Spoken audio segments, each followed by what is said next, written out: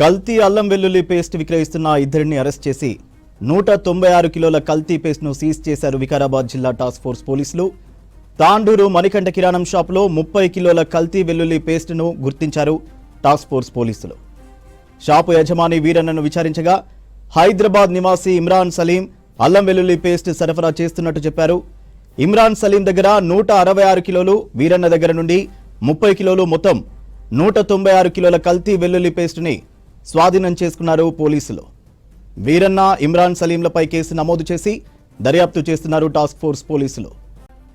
కల్తీ అల్లం వెల్లుల్లి పేస్ట్ విక్రయిస్తున్న ఇద్దరిని అరెస్ట్ చేసి 196 కిలోల కల్తీ పేస్ట్ను సీజ్ చేశారు వికారాబాద్ జిల్లా టాస్క్ ఫోర్స్ పోలీసులు.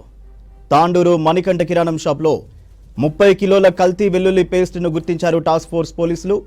షాపు యజమాని వీరన్నను విచారించగా హైదరాబాద్ నివాసి ఇమ్రాన్ సలీం అల్లం వెల్లుల్లి పేస్ట్ సరఫరా చేస్తున్నట్టు చెప్పారు.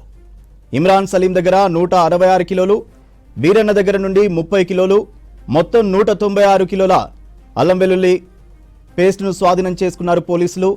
వీరన్న, ఇమ్రాన్ సలీంలపై కేసు నమోదు చేసి దర్యాప్తు చేస్తున్నారు టాస్క్ ఫోర్స్ పోలీసులు.